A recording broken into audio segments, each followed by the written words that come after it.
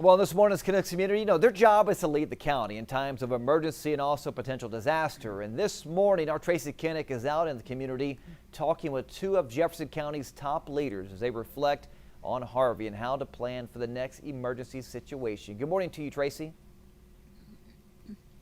Good morning, Nick. As we were saying before, this is kind of the command center. This is where all the top minds of the county, so to speak, meet during times of emergency. And these two guys at the helm of it all, and a lot of stress comes with this job because, of course, they're trying to keep people safe. They want their property safe. They want their lives spared. So, Mike, I want to talk with you first.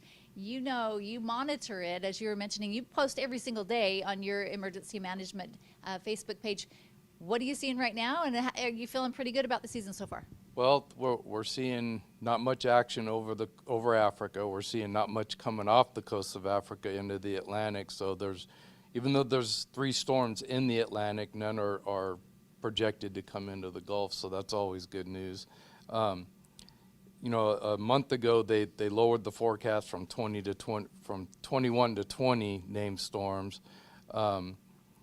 This far into the season, I believe they're going to actually lower the forecast again. Now, that's just my prediction, but as it is with, 19 or 18 more storms to come, that's almost 2 storms a week. That's probably not going to happen. So I do see them lowering the forecast at some point. It's got to let your stress level go down a little bit, right? Which is great news for anybody that's in a hurricane area, so. Absolutely. I can imagine the stress and all that comes with it. But, Judge, as you were mentioning, no 2 storms are the same. So when these hurricanes, I know that you've probably learned a lot from past storms, but as you were mentioning, each one has had a different, it's not like, oh, there's a hurricane, this is how we respond, because each one's been different.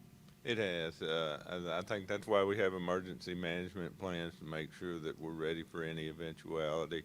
You look at 2005 in Rita, it was primarily a wind and vegetative debris event.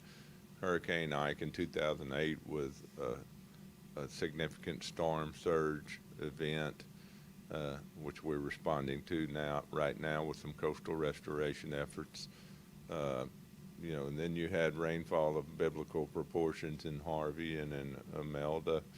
You throw in the ice storm and the TPC plant explosion and some of the less intense storms, Edward, Umberto, Gustav, that still caused some damage, but that our citizens weathered pretty well. Yeah. And you were saying we're getting better at that, and maybe because of these past storms knocking down big trees and that, we're better able to recover as well. Oh, absolutely. I think, people rebuilt after Hurricane Rita in 2005. They built to then existing state building standards. They have better roofs, better doors, better windows.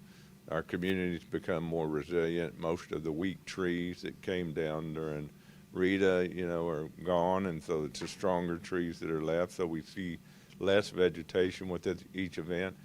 And the meteorologists are getting better at tracking storm forecast and intensity, where we have to call an evacuation 48 to 72 hours in advance of tropical storm force winds reaching the coast.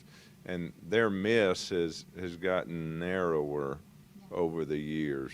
It's still a big cone of uncertainty, but it's getting better. Yeah, and so hopefully we're better prepared for any future storms. And let's keep our fingers crossed, our legs crossed, our eyes crossed, whatever, that we get through this storm season with nothing significant at all. So thank you both for joining me this morning. It's so great to talk with both of you. I know you had to get up bright and early, but a lot of good information. I appreciate you joining me. All right, back to you, Nick.